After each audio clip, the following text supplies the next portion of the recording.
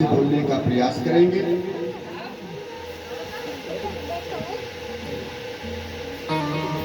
श्री राम जय जय राम, बोलो श्री राम जय जय राम, बोलो श्री राम जय जय राम, श्री राम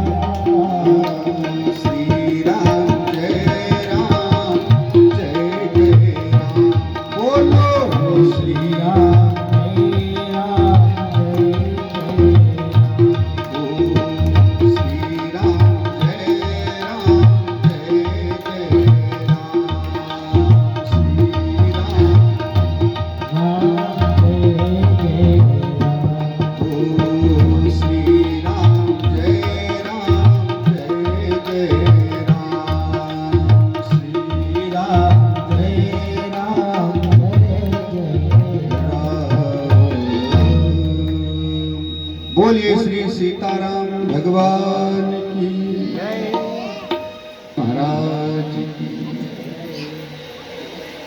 राम जी की कथा तो अनेक कवियों ने लिखी है, लेकिन तुलसीदास जी की जो कविता शैली है,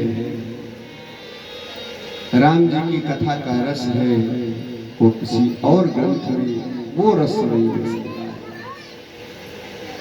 और ऐसे तुलसीदास जी की जो रचना है श्री हनुमान चालीसा के रूप में, उसी को आप सभी लोग यहाँ श्रवण कर रहे हैं। आए हम सब लोग प्रवेश करते हैं।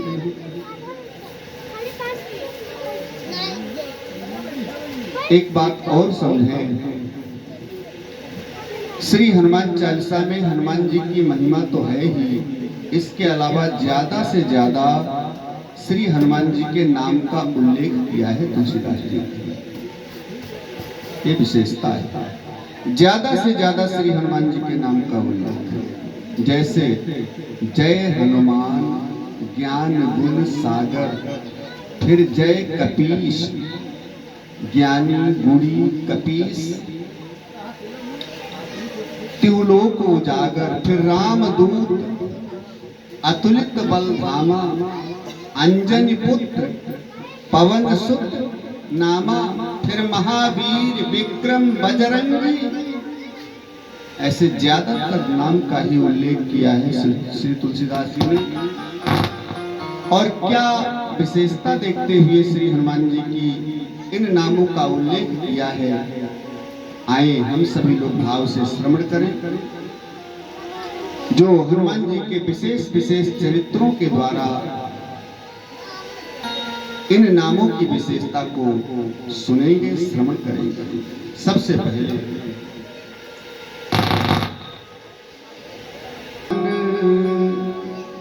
ज्ञान गुण सागर, जय कपीश की लोक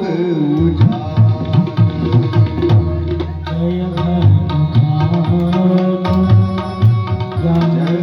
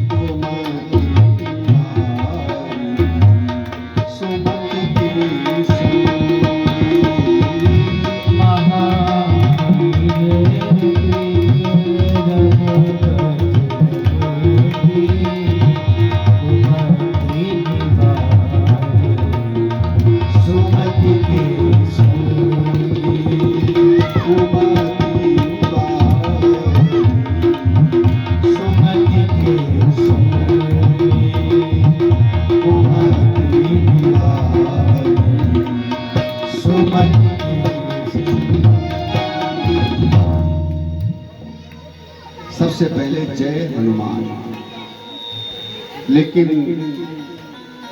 जय हनुमान की ज्यादा व्याख्या करना जरूरी नहीं। क्यों? श्री हनुमान जी की प्रत्येक लीला में श्री हनुमान जी के दर्शन मिलेंगे, हनुमान जी के नाम का दर्शन मिलेगा श्री हनुमान जी की प्रत्येक लीला में। हनुमान का मतलब क्या होता है? वैसे तो आजकल बहुत लोग दूसरा मतलब लगाते हैं, लेकिन वो मतलब गलत है। लोग मतलब लगाते हैं कि हनुमानी होती है ठुड्डी। जब इंद्र ने वज्र का प्रयोग किया, जब सूर्य भगवान को श्री हनुमान जी ने निगल लिया या मुंह में रख लिया, अंधेरा हो गया, तो इंद्र ने वज्र का प्रहार किया। श्री हनुमान जी ने अपनी ठुड्डी पर उस वज्र के प्रहार को रोका, जिससे उनकी ठुड्डी टेढ़ी हो गई। ऐसा लोग कहते हैं, मर्दन हो गया। इसलिए हनुमाने ठुड्डी, मान माने मर्दन, जिसकी ठुड्डी का मर्दन हो गया उसी का नाम हनुमान। लेकिन तुलसीदास जी ने विनय पत्रिका में लिखा है कि जाकी चिबुक चोट चूरन किए रदमद पुलिस कठोर को, ताकी है तमक ताकी हो। जब इंद्र ने वज्र का प्रहार किया, जाकी चिबुक चोट चूरन के, चिबुक माने ठुड्डी और जाकी माने वज्र की। जब वज्र का प्रहार किया श्री हनुमान जी के ऊपर इंद्र ने, तो उस वज्र के प्रहार को श्री हनुमान जी ने ठुड्डी पर रोका। लेकिन परिणाम क्या हुआ? वज्र ही परास्त होकर के उल्टा वापस हो गया, लेकिन हनुमान जी की ठुड्डी का कुछ नहीं हुआ। जाकी चिबुक चोट चूरन किए, जिनकी चिबुक माने ठुड्डी ने चोट चूरन किया, किसकी चोट का चूरन कर दिया, माने हनन कर दिया, मर्दन कर दिया, वज्र की चोट का। हनुमान जी का कुछ नहीं। आप किसी भी चित्र में देखें श्री हनुमान जी का चित्र, उसमें श्री हनुमान जी की ठुड्डी न कटी दिखाई पड़ेगी न टेढ़ी दिखाई पड़ेगी। इसीलिए श्री तुलसीदास जी कहते हैं इंद्र के वज्र का ही मर्दन हो गया, इंद्र के वज्र का के ही मान का मर्दन हो गया, लेकिन श्री हनुमान जी की ठुड्डी का कुछ नहीं हुआ। इसलिए कहते हैं हनुमान जी का मतलब ये होता है हनुमाने ठुड्डी नहीं, हनुमाने हनन करना, मान माने अहंकार। जिसने अपने अहंकार का मान का हनन कर दिया है, जो अहम शून्य हो गए हैं, उन्हीं का नाम है हनुमान। बोलिए श्री हनुमान जी महाराज की। तो श्री हनुमान जी की प्रत्येक लीला में अहम शून्यता दिखाई पड़ेगी, प्रत्येक लीला में मान का मर्दन है, अहंकार का मर्दन है। इसलिए हनुमान का दर्शन तो श्री हनुमान जी की लीला में, प्रत्येक लीला में है। इसलिए हनुमान जी की व्याख्या ज्यादा करना आवश्यक नहीं। इसलिए जय हनुमान। ऐसे श्री हनुमान जी जिन्होंने वज्र को भी, वज्र के भी मान का मर्दन कर दिया, ऐसे वज्रांग श्री हनुमान जी की जय हो, जय हो, जय। फिर है ज्ञान गुण सागर। श्री हनुमान जी के लिए जो कुछ भी तुलसीदास जी ने लिखा है वो थोड़ा नहीं लिखा है। ज्ञानी है, गुणी है, लेकिन कितने ज्ञानी गुणी हैं, थोड़ा नहीं है। सागर, ज्ञान के गुण के समुद्र हैं। समुद्र जैसे अथाह है, ऐसे ज्ञान और गुण भी श्री हनुमान जी का अथाह है। इसका पार पाना संभव नहीं।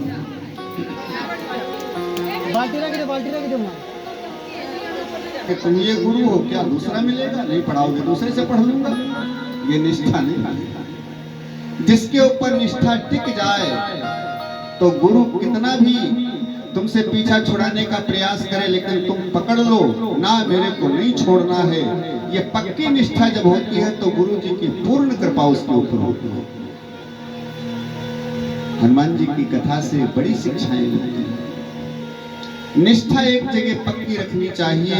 जब एक इष्ट में निष्ठ हो जाओगे तो तुम्हारा कल्याण बिल्कुल होगा, संभव है, निश्चित 100%।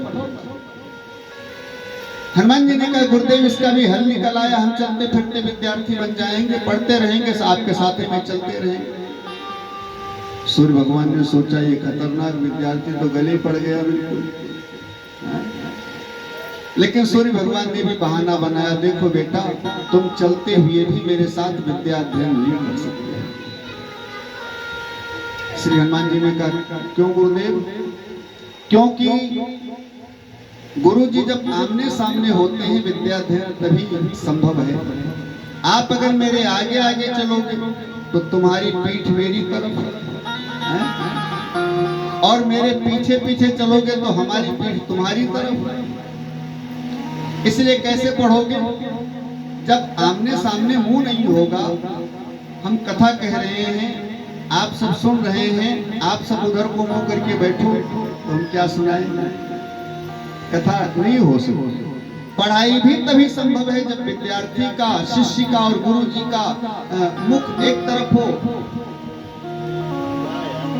पढ़ाई तभी संभव है जब गुरु शिष्य बिल्कुल आमने सामने हो, नजर से नजर मिलती है। इसलिए सूर्य भगवान ने कहा विद्या अध्ययन नहीं कर सकते। श्री हनुमान जी ने कहा ये बात तो है गुरु जी, लेकिन थोड़ा रुक करके फिर बोले गुरुदेव इसका भी समाधान निकल आया। हाँ? विद्या तो आप ही से पढ़ेंगे। क्या समाधान निकल आया? श्री हनुमान जी ने कहा गुरु जी हम आपके आगे आगे उल्टा मुंह करके चलेंगे, तुम्हारी तरफ मुंह रहेगा, पीठ रहेगी संसार की, उल्टा चलेंगे। हमारी तुम्हारी नजर मिली रहेगी, मुंह आमने सामने रहेगा, आप पढ़ाते रहेंगे, मैं पढ़ता रहूंगा और चलता रहूंगा पीछे। सूर्य भगवान जी मुस्कुराए और कहने लगे हनुमान पढ़ाई अभी शुरू नहीं किया, उल्टा चलने की पहले ठान लिया तो पढ़ाई करने से फायदा क्या है? ज्ञान तो लिया जाता है सीधा चलने के लिए, है? और जब ज्ञान लेने के बाद भी उल्टा चलोगे तो ज्ञान लेने से फायदा क्या है? लेकिन श्री हनुमान जी भी ज्ञान नामक ये समाज की व्यवस्था बनाए रखने के लिए पढ़ने गए हैं। पढ़ना जरूरी थोड़े हनुमान जी के लिए है। ज्ञान के भंडार तो पहले से है। श्री हनुमान जी थोड़ा रुक करके बोले, गुरुदेव नहीं, बात ये नहीं है। देखो, गुरु जी के ज्ञान को प्राप्त करने के बाद तो विद्यार्थी को उलट करके ही चलना चाहिए। कैसे? अरे जैसे पहले चल रहा था वैसे नहीं चलना, उसको चाल बदलना चाहिए। गुरु जी की शिक्षा पा करके भी अगर पहले जैसे चल रहा था वैसे चलता रहे तो शिक्षा लेने से फायदा क्या है? ज्ञान लेने से फायदा क्या है? हम आपका ज्ञान लेकर के फिर उलट करके, माने आपके ज्ञान के अनुसार चलेंगे। गुरु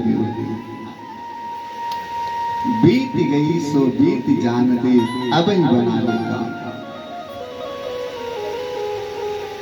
इसलिए गुरुदेव उल्टा चलने का भाव ये है, हम उलट करके चलेंगे। सूर्य भगवान ने सोचा कि अब श्री हनुमान जी के अंदर वो भाव नहीं है बचपन वाला, इसलिए पढ़ाना ठीक है। अब खुराफात नहीं है इनके अंदर। इसलिए सूर्य भगवान इस ज्ञान के ऊपर बड़ा प्रसन्न हो गए। ठीक है, मैं पढ़ाऊंगा। और श्री हनुमान जी ने सूर्य भगवान से ज्ञान अर्जित किया। कैसे? पाछिले पगन मग गगन मगन भ्रम क्रम को, श्री हनुमान जी पीछे को पैर रखते हुए पीठ संसार की तरफ और मुंह दृष्टि श्री सूर्य भगवान की तरफ। इसका भाव क्या है? इसका भाव ये है कि दृष्टि में हमेशा गुरु की और मन में हमारे अंदर गुरु जी का ज्ञान उतरता रहे। और जब दृष्टि में संसार रहेगा, देखें रामचरितमानस में कथा आती है, जब श्री राम जी विश्वामित्र के साथ जनकपुर की ओर जा रहे हैं तो आगे आगे विश्वामित्र आगे आगे विश्वामित्र महामुनि, पाछे से लक्ष्मण अतुल बली, भज रघुकुल नंदन जनक लगी, भज रघुकुल नंदन जनक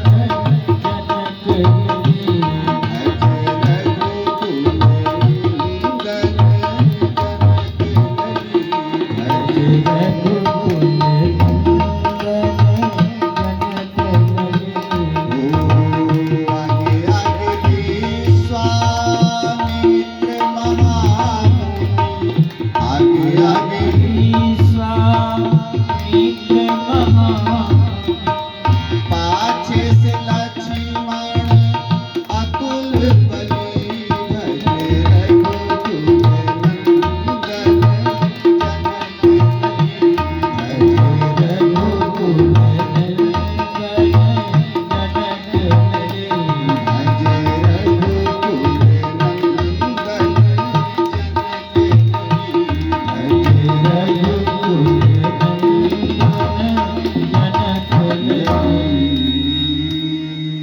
श्री सीताराम भगवान की।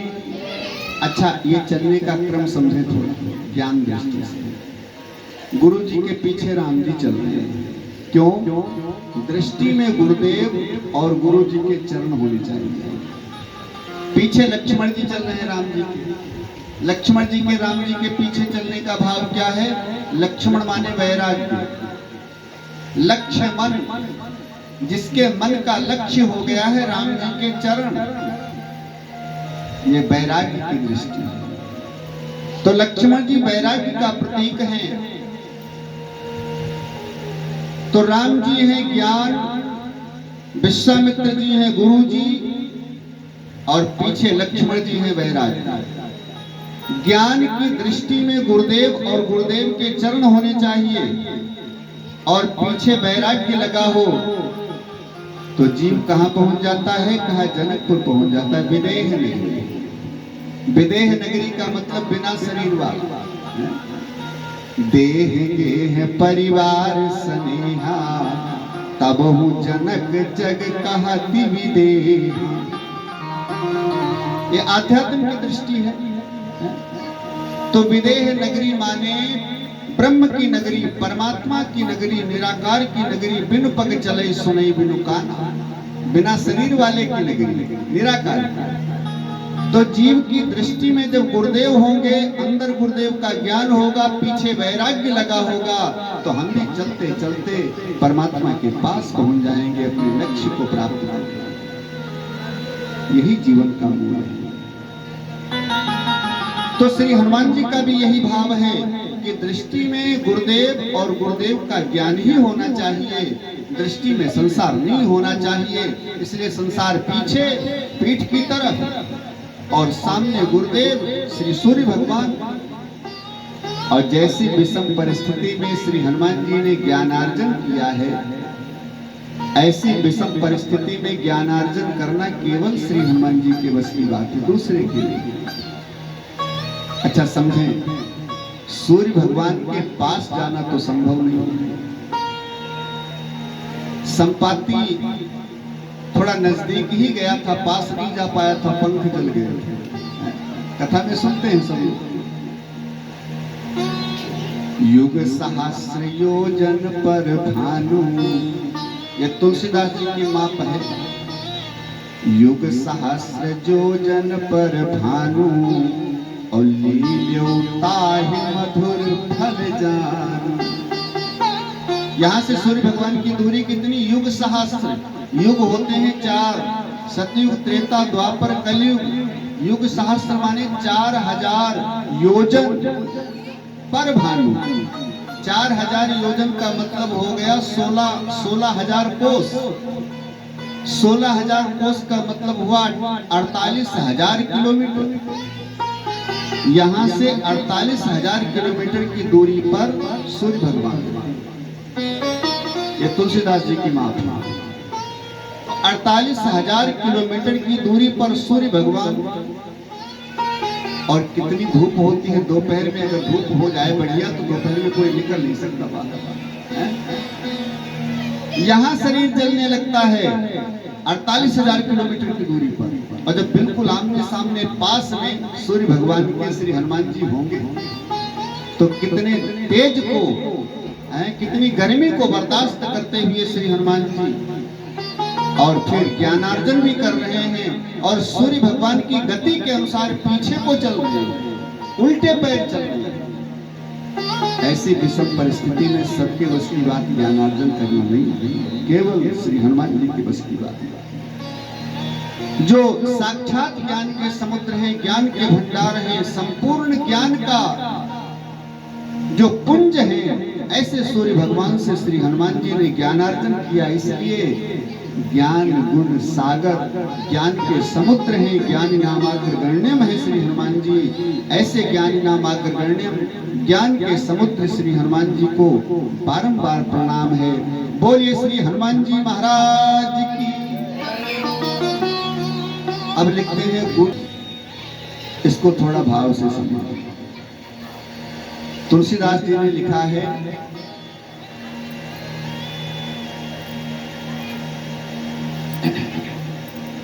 कि संसार में ऐसा कोई भी जीव नहीं है जिसके अंदर केवल गुणे गुण हो या अवगुणे अवगुण हो।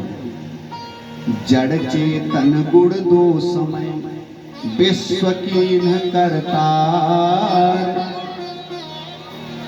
इस संसार में जितने भी जीव जन्म लेकर के आए हैं, सबके अंदर दोनों चीजें मिलेंगी, गुण और दोष। अब इतना अंतर जरूर मिलेगा, किसी के अंदर दोष ज्यादा है, गुण कम है, किसी के अंदर गुण ज्यादा है तो दोष कम है, लेकिन होंगे दोनों। संत गाते हैं, एक ईश्वर ही,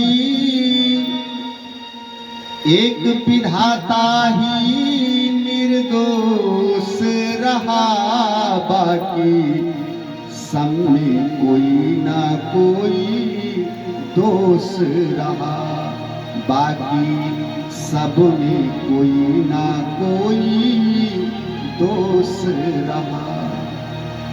एक ईश्वर ही निर्दोष है, जो सर्व गुण का भंडार है, उसके अंदर अवगुण नहीं है। बाकी सभी के अंदर गुण और दोष दोनों होते हैं।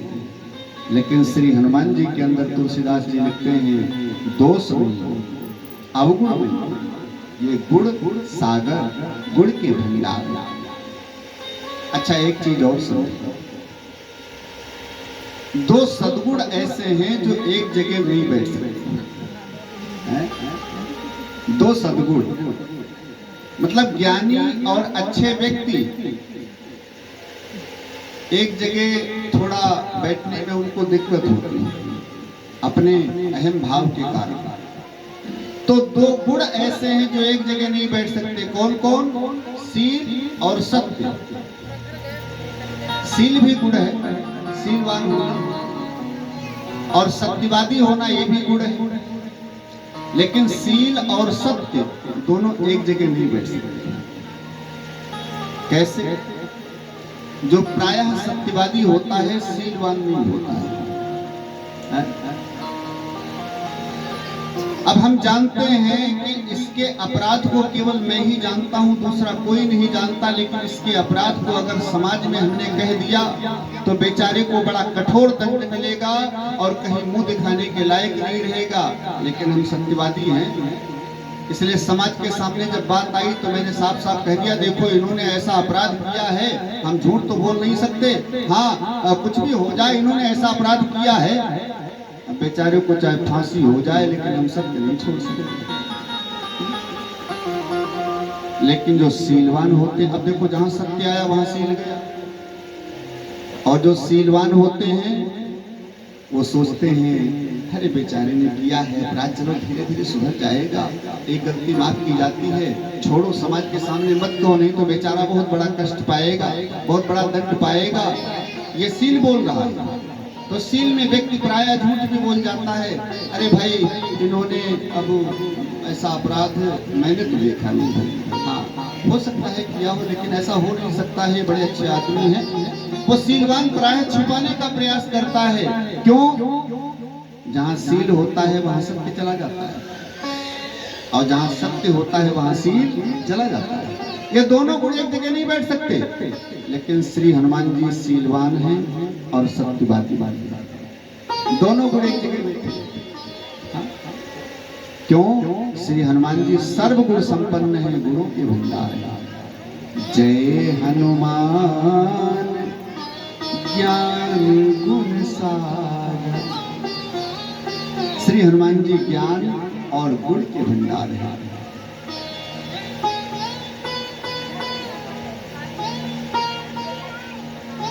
श्री राम जी किष्किंधा पहाड़ के ऊपर बैठे हैं।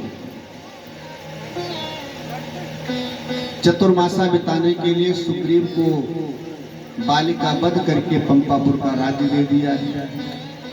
किष्किंधा पहाड़ के ऊपर बैठे हैं और लक्ष्मण जी को ज्ञान की शिक्षा दे रहे हैं। क्योंकि राम जी इधर उधर की बात नहीं करते, कोई नहीं होता है तो लक्ष्मण जी को ज्ञान की शिक्षा देते हैं। सुनने वाले श्रोता होते हैं तो सबको सुनाते हैं, लेकिन हर समय ज्ञान की चर्चा। क्या लक्ष्मण जी को ज्ञान की चर्चा दे रहे हैं?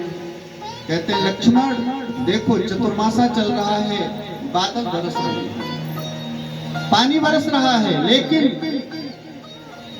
सिमिट सिमिट जल भरहि तलावा, और जिमि सदगुण सज्जन पहियावा। बरसात चारों तरफ होती है, सर्वत्र होती है, सब जगह होती है, लेकिन पानी ठहरता कहाँ? बताएंगे आप? पानी ठहरता कहाँ? कहा पानी वही ठहरता है जहां गहराई है।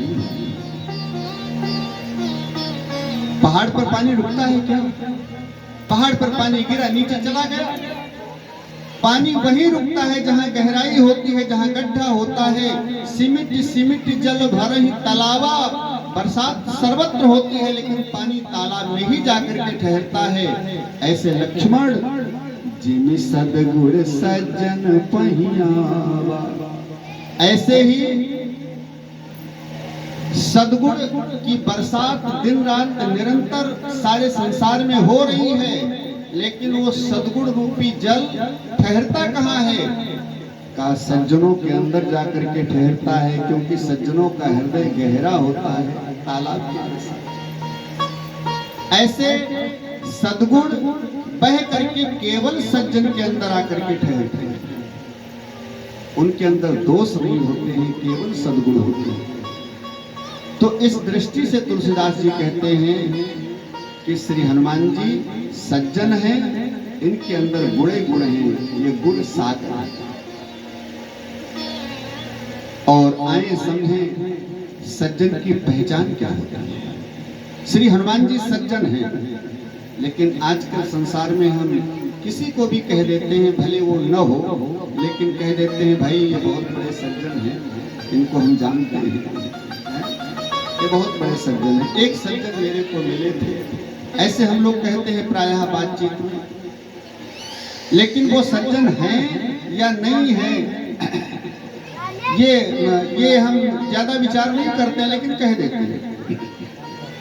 लेकिन सज्जन की पहचान क्या होती है समझें। ये तीन पहचानें तुलसीदास जी ने बताया है सज्जन की, और तीनों पहचानें श्री हनुमान जी के अंदर विद्यमान है, प्राप्त होती हैं। तीनों पहचानों में श्री हनुमान जी सज्जन है, इसलिए सद्गुणों का भंडार है। जो सज्जन होते हैं उनके अंदर सारे सद्गुण आकर के ठहरते हैं। सज्जन की पहचान समझें। तीन पहचान तुलसीदास जी ने बताई रामचरितमानस में। सबसे पहली पहचान स्वयं श्री हनुमान जी बताते हैं कि सज्जन कौन। दूसरी पहचान श्री राम जी बताते हैं कि सज्जन कौन। और तीसरी पहचान स्वयं तुलसीदास जी ने बताया है कि सज्जन कौन। कौन सज्जन? सबसे पहले श्री हनुमान जी बताते हैं, समझे। श्री हनुमान जी जानकी जी को ढूंढ रहे हैं लंका में। सारी लंका में ढूंढ करके मंदिर मंदिर प्रति करी शोधा, देखे जहां तहां अतुलित योधा। गयो दशानन मंदिर माही, अति विचित्र कही जात सुनाही। और वहां से जब चले तो भवन एक पुरी दिखे सुहावा, हरि मंदिर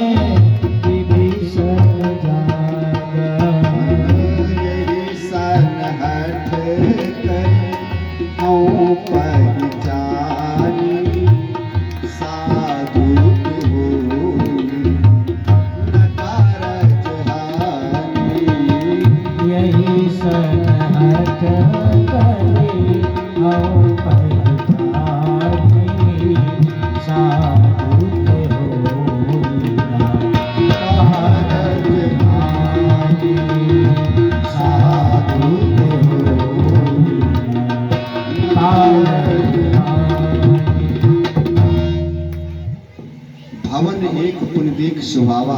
अब ज्यादा नहीं विस्तार करेंगे, लेकिन समझे। विभीषण जी के मकान को देखा, वहां क्या देखा? हरि मंदिर तह भिन्न बनावा। मकान के बाहर भगवान का मंदिर बना हुआ है, और घर के अंदर नव तुलसी का वृंद देख हरस कपिराय। घर के अंदर तुलसी के नवीन नवीन पौधे नहीं लगे हैं, झुंड लगे हैं। तुलसी के पेड़ों के झुंड लगे हैं, पूरा बगीचा लगा है। देख हरस कपिराय। अब इस भाव को थोड़ा अपने अंदर बैठाने का प्रयास करेंगे। हनुमान जी कैसे मकान को देख करके प्रसन्न होते हैं? जिस मकान के अंदर तुलसी के वृक्षों का बगीचा लगा हो, अरे न ज्यादा बगीचा लगा हो तो कम से कम एक वृक्ष, एक पेड़ तो तुलसी का होना आवश्यक है। ये वैष्णव की पहचान है। एक वृक्ष, हमारे घर में एक कटोरी कम पड़ जाए, एक चम्मच कम पड़ जाए तो तुरंत बाजार से जाकर के लाते हैं, और अगर तुलसी का पौधा सूख जाए तो क्या दूसरा ला करके नहीं लगा सकते? तुरंत व्यवस्था करो। तुलसी का पौधा तो घर में होना चाहिए। जिस घर में तुलसी का वृक्ष हो, जिस द्वार पर भगवान का सुंदर मंदिर बना हो, ऐसे महल को, ऐसे मकान को, ऐसे घर को देख करके श्री हनुमान जी बहुत प्रसन्न होते हैं। इसलिए श्री हनुमान जी की प्रसन्नता के उद्देश्य से ऐसे मकान को बनाने का प्रयास करना चाहिए। मकान को इसी तरीके से बनाने का प्रयास करना चाहिए जिससे कि हनुमान जी हमारे भी भवन को, मकान को देख करके प्रसन्न हो। सज्जन कैसे हो सकता है? उसी समय विभीषण जागे, और जब विभीषण जागे तो राम नाम ते ही सुमिरन की, राम नाम ते ही सुमिरन की, राम नाम ते ही सुमिरन की, राम नाम ते ही सुमिरन की, राम नाम ते ही सुमिरन की, राम नाम ते ही सुमिरन की, राम नाम ते ही सुमिरन की, राम नाम ते ही सुमिरन की,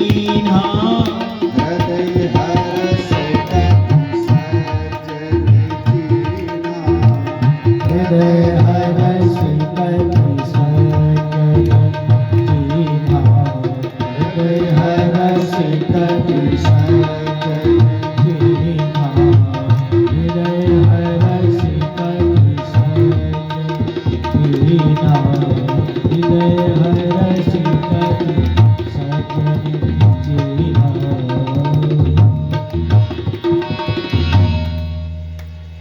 विभीषण जी जगे तो जागते ही जागते राम जी के नाम का स्मरण करना शुरू किया। अब समझेंगे इस भाव को। श्री हनुमान जी की प्रत्येक लीला, प्रत्येक चरित्र शिक्षाप्रद है। जब विभीषण जी जगे तो जागते ही जागते भगवान के नाम का स्मरण करना शुरू किया। श्री हनुमान जी समझ गए किसी सज्जन का घर है। हृदय हर्ष कपि सज्जन चीन्हा, पहचान लिया कि यह सज्जन का घर है। अच्छा, पहली दृष्टि में, श्री हनुमान जी की दृष्टि में सज्जन की पहचान क्या? जो सो करके उठे और जागते जागते भगवान के नाम का स्मरण करना शुरू करे। रात में जितनी बार आंख खुले उतनी बार भगवान का ही नाम मुंह से निकले। जिनके हृदय में जो भरा होगा मुंह से वही निकलेगा बार बार। जो हृदय में भरा होगा मुंह से बार बार वही निकलेगा। तो हृदय में अगर भगवान भरे हैं तो उन्हीं का नाम मुंह से बार बार निकलेगा। तो जिनके हृदय में भगवान भरे हैं, सो करके जागते हैं, भगवान के नाम से शुरुआत करते हैं और नाम लेते लेते जो रात को सो जाते हैं, श्री हनुमान जी की दृष्टि में वो सज्जन, जिनके हृदय में भगवान भरे हैं, मुख से राम जी का नाम हमेशा निकलता हो। हनुमान जी की दृष्टि में वो सज्जन, पहचान लिया ये सज्जन। तो तुलसीदास जी कहते हैं इस दृष्टि से अगर देखा जाए तो श्री हनुमान जी सज्जन। कैसे? दिन रात निरंतर राम जी के नाम से ही मुख जिनका भरा रहता है और जिनके अंदर सीताराम जी बैठे हैं। राम लखन सीता सहित हृदय बसहि सुरभूप।